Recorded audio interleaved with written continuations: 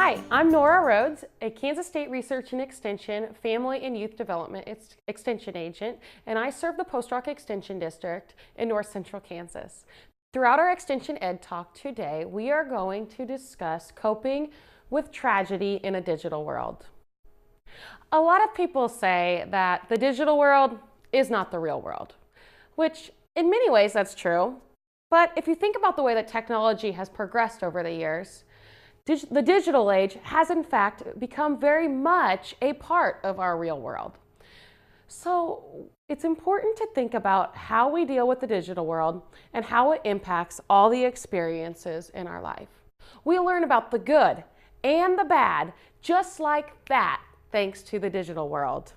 From the moment we wake up until the moment we doze off and go to sleep at night, we have information at our fingertips. Some say we have more information at our fingertips in one day than past generations had in their entire lifetime. Tragedy, violence, emergency, death, risk, disaster. These are all not so great things that we often find out about through digital technology. So how do we cope? How do we deal with these types of experiences and these situations? Well, whether we find out about them through social media, the TV, radio, or face-to-face interactions with others, we react. We react emotionally, we react physically, and we react in all sorts of ways. Whether we are a baby or a grown adult in our late 90s, we have reactions, and these types of situations certainly impact us. So what are those reactions? Regression. If you're a young child who experiences trauma or a tragedy, you might start thumb sucking. Maybe you were never a thumb sucker previously. Or if you're potty training, maybe you're doing great, but then you regress and you're not as successful with potty training. If you're a school-age child or even an adult, maybe you are eating a great diet and then all of a sudden something happens and you're no longer hungry. Or maybe you start stress eating. Sleep habits can change. Maybe you're overly tired and napping and sleeping more than usual, or maybe you're not getting a good quality sleep at night. Attachment. Attachment is one reaction because maybe we become more fearful of strangers. Maybe we want to cling to a parent or to a friend, or just stay in a place that we are very safe in, and we don't want to venture out into new environments. Social changes kind of relate to attachment. You might notice a teenager that's exposed to a traumatic experience or a disaster or an emergency. Their friends might change, or maybe they show interest in something different than the usual. Behaviors can change too. Sometimes these behaviors are okay, like you start doing volunteering and you get involved in making a positive impact from the disaster. Or these behaviors can be very risky, such as using alcohol or drugs. Expression is a way that we react to various situations.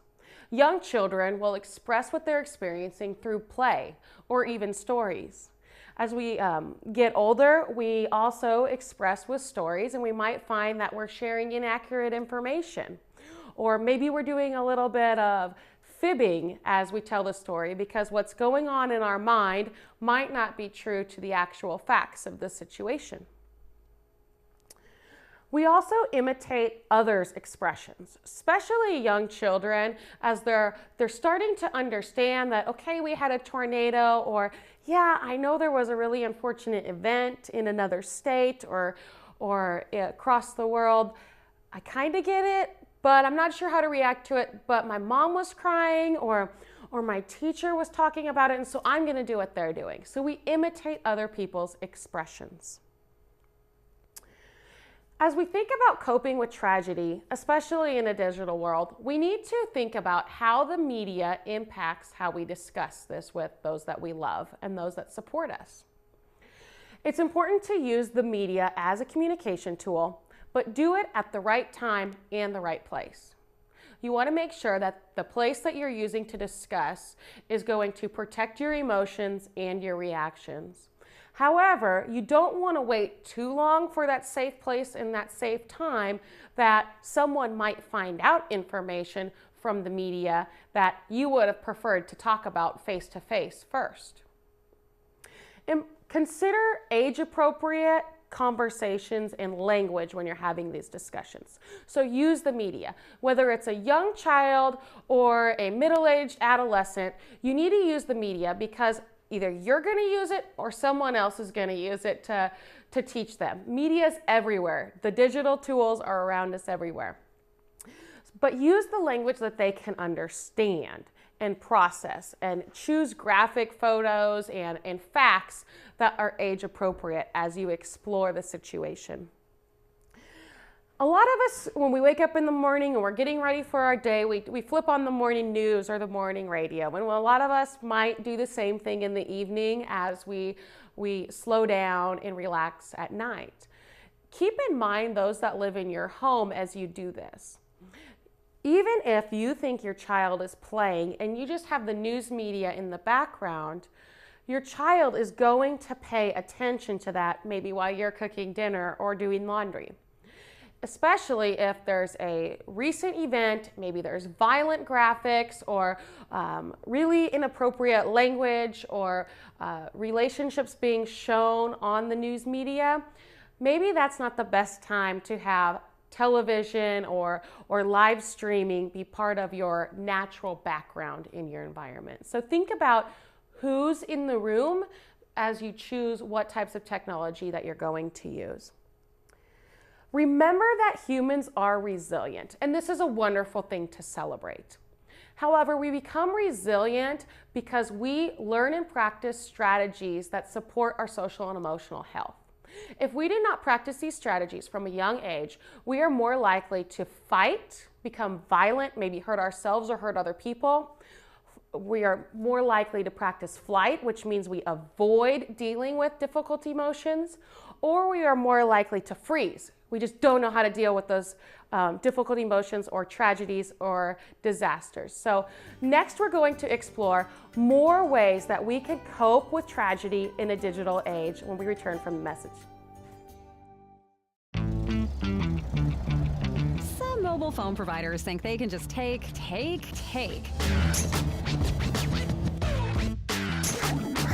They'll all take an arm and a leg for a new phone. Got it. And look out if you go over your data limit. I didn't see that coming. Unlimited data plans as low as $20 per line. Come into any of our stores for a free, upfront, and honest consultation about your data and wireless needs. Nex-Tech Wireless, the carrier you trust. Your home's exterior is the best defense against harsh weather conditions. With insulated vinyl siding, energy-efficient windows, spray foam insulation, and metal roofing from AquaShield Roofing and Construction, you can protect your home from howling winds and ice-cold temperatures. Don't let Mother Nature interfere with the comfort of your home. Call or visit us online today for a free estimate. AquaShield Roofing and Construction. Our team is dedicated to your complete satisfaction. Come on down to Bees Bargains at Smith Center, Kansas. We got the deals. We have a wide variety of inventory like soap, toiletries, toys, mini fridges, even kitchen tables. Everything is new at Bees Bargains, but it's all half the price. Yes, half price. That isn't just a good deal, that's a great deal. And with new items daily, our inventory is constantly changing. That means new great deals are coming in by the truckload weekly.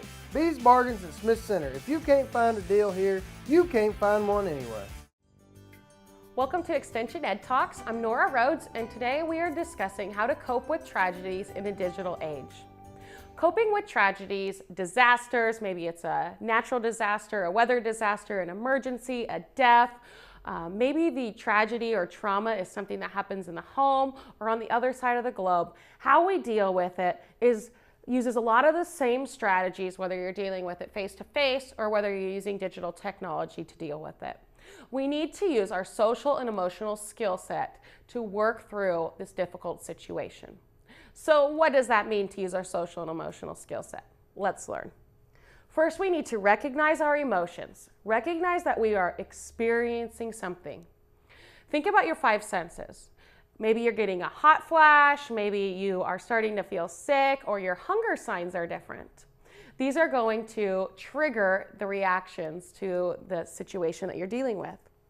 And then you need to understand what the cause and the consequence of these emotions are. This means that maybe you hear about something on the news and it's triggering a memory from your past that was hard to deal with, and so you're resurfacing some of those emotions. Or it could be that you've never been exposed to this type of experience before, and the consequences is you getting a lot of stress and anxiety on how to move forward. So it's important to think about, okay, what am I experiencing? What's causing it? And what's the consequence of that? Then we need to label our emotions. And whether you're working with yourself or a young child or even an older adult, we want to label our emotions as specifically as possible. So use advanced words that the individual can understand to more clearly describe what's going on. So instead of saying sad, if the child is old enough, maybe they are frustrated or disappointed, if they can understand that language. If you're working with a very young child, sad is fine. Okay, so think about, how do I describe this experience? I just find out that there was violence, racial discrimination, or a tornado that happened, and it's really hitting close to home with me for whatever reason. How do I describe it? Am I frustrated? Am I upset? Am I humiliated? Am I embarrassed? Okay, what is describing our feelings? And then you need to think about, okay, how am I going to express these emotions? How am I appropriately going to express these emotions? We learn how to express our emotions from our culture, from what's around us, the people around us. Sometimes these expressions are healthy and they're a great way to channel our emotions into something positive. Other times these are not healthy. Maybe they're going to cause harm to self or harm to other people. So we really need to be thinking about choosing the routes that are more healthy. And if you can't think of any, then we need to find resources that can help us develop these ideas and implementation strategies for our life. Once we have our ideas on how we can express our emotions appropriately, we need to think ahead and say, okay, I know that I'm going to get a hot flash or I'm going to get a headache when I start to think about this tragedy. When this tragedy's memories or dealing with it in my real life start coming into my daily activities, this is what I'm going to do to make sure that I keep control of my emotions and keep moving forward. We all grieve, we all cope. It's different for everyone. It takes a unique process for each person, but we need to think ahead because, you know, a tornado, a flood, a fire, a death, a vehicle accident, or violence, or discrimination, or even a war, it doesn't just last one day. We have to deal with it proactively as our life progresses. One thing you can do is create a safety plan. So when you start to notice that your senses are telling you, hey, we've got some negative emotions that are surfacing related to this tragedy, come up with a safety plan and say, what's stressing me out? What's triggering this? Maybe it's a certain person comes into your life. Maybe it's wording, it's graphics that you see, or even a song can trigger certain emotions. What causes the stress? When do you get stressed? And then identify who your safe people are. Who can you talk to? And where are your safe places? Now, if you start to get triggered into stress around lunch, you need to identify safe people that are available over the noon hour. If you start to get triggered into stress at 4 in the morning, it's important to address safe people and safe places at 4 in the morning. Think about your safe activities. Maybe you need to meditate. Maybe you need to eat healthy fruits and vegetables to calm you down instead of going for another box of cookies. Are you drinking enough water? Are you getting enough sleep? What safe activities can you evaluate to make sure that you're being proactive in managing your emotions and as you work through coping with this tragedy? Avoid blame. We do not want to blame the tragedy on a racial group, an ethnic group, an individual with a mental illness, on the weather, a physical disability, or even a cultural thing. Don't blame. Think about you. How do you listen? How are you seeking your facts about the situation? How do you act? What's your response? Is it healthy? How are you going to respond and move forward? What are you going to do? Focus on the good. How can you improve your self-care, the care for your family, and the care for your community? And then that will ripple out into society as a whole. Stop. Breathe. Give your body and your brain oxygen to make a wise and healthy choice for you. It's important to learn and practice these skills throughout daily life challenges so that when we do pick up the phone or turn on the TV or we get a phone call from a loved one and we hear about a tragedy or a disaster or something not so great, that we can apply these skills when it's really, really difficult because we've practiced them ahead of time. When I come back, we're going to discuss strategies to maintain our digital citizenship because like I mentioned, the digital world is truly a part of our real world. Make a difficult choice an easy one with Cedar View Assisted Living's knowledgeable and caring staff. Your loved one will be professionally taken care of as they transition into their new community. With movies, holiday parties, planned exercises, and games, residents will have opportunities every day to enjoy their time at Cedar View. Multiple room styles are available, ensuring a just right fit for your loved one. Come see Cedar View Assisted Living for yourself next to Sternberg Museum. The care you need, the home you want. Storage Solutions is invested in complete customer satisfaction. You can choose a drive-up unit or a climate-controlled unit. Plus, you can choose from storage units of all sizes to fit your inventory. And that's not all. They'll sign for your packages and deliver and unload them into your unit. Storage Solutions has been named in the top 100 U-Haul dealers 6 times. Rent a pickup, cargo van, or moving truck to keep your goods on the go. Remember, making moving and storing easy is Storage Solutions in Hayes and Victoria. What a girl wants in her home kitchen. Ease of use, flexibility, fun, the latest kitchen design, Frigidaire Professional Real Stainless Steel for fewer finger smudges, a French door refrigerator, convection cooking, a quiet dishwasher. Have the staff at Genuine Appliance in Hayes demonstrate new Frigidaire Professional appliances to find what you want. Genuine Appliance at 1224 East 27th in Hayes. Everything a girl wants. Welcome back to Extension Ed Talks. I'm Nora Rhoades, your Family and Youth Development Extension Agent in the Post Rock Extension District with K-State Research and Extension. We've been talking about coping with tragedies, disasters, and other emergencies and unique life situations with the reality of digital technology. So my question for you is, what does it mean to be a digital citizen? I think it's something that we're all responsible of thinking about and applying to our life because technology is everywhere and it is becoming more and more a part of how we communicate each and every day. Being a citizen, whether you vote or volunteer or contribute to your community, the same things apply to your digital footprint. So here I'm going to do a quick example to demonstrate of what we say and how we communicate over technology, the impact that can make for others and our ripple effect in society. So here I have a tube of toothpaste and I am going to look at my watch here. It's right on the 12, so we're going to see how fast it takes me to empty this tube of toothpaste onto my board.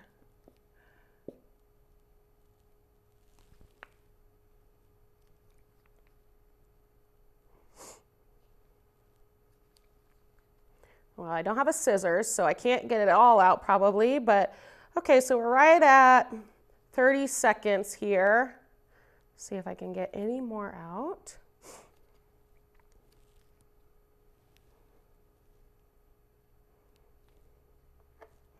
"40 seconds to empty the toothpaste.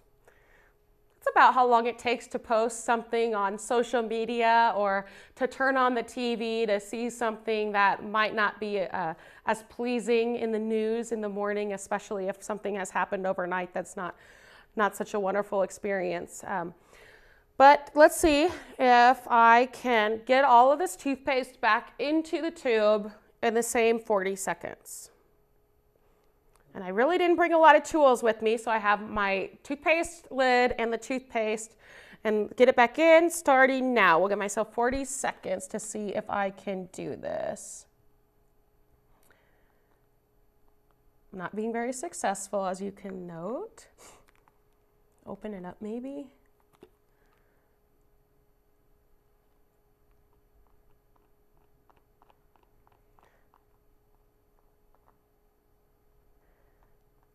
This is nearly impossible. Well, in fact, it is impossible to get the toothpaste back in unless I'm at the factory and have the official tools to put the toothpaste back into my tube. So that just kind of illustrates and creates a visual for us that, the information we gain with our digital footprint is so quick. But if we say something or we hear something, it's out there and we can't get it back. And so I want to challenge you to develop some rules and some guidelines for your digital citizenship. The journey that you travel over technology can be wonderful, but it also needs to be appropriate. Life is not all fairy tales and rainbows, as many people say, or unicorns and rainbows. There's the tragedy things, there's the disasters, there is the deaths and the not so great things in life, the challenges, the hardships. We need to deal with those in technology appropriately. So here's an acronym that I think really helps describe a potential way that you can set rules for yourself. Think before you post. T, is it true? Is what you're posting true? Is it helpful? Is it helpful for your audience to get the information from you? Or would it be more helpful to get the information from another source? Maybe there's a more direct source, or maybe a source with more complete information. Is the information inspiring? Is it inspiring via technology, or would it be more inspiring to pick up the phone, or better yet, drive and visit someone in face-to-face and share that with them? Is it necessary? Is it necessary for you to be the tool and to be the spokesperson for this event? So like I mentioned with is it helpful? Are you the right person to be sharing this message? And is it kind? Are you targeting people and making people feel like they're degraded and they're not an important part of society? Or are you inspiring all to take steps and to cope properly and to improve our lifestyles? This is just one simple example that really shows us our digital footprint and the impact that we can make with technology. Technology is a wonderful tool, but it also has its challenges. Life also has its challenges too. Let's make solid rules for our family, smart rules for our family. Let's teach them at a young age. Let's teach coping strategies at a young age. And let's remember that the digital world is in fact a part of our real world. If you'd like more information about this topic or other topics, please contact your K-State Research and Extension office, and we would be happy to help you. Thank you.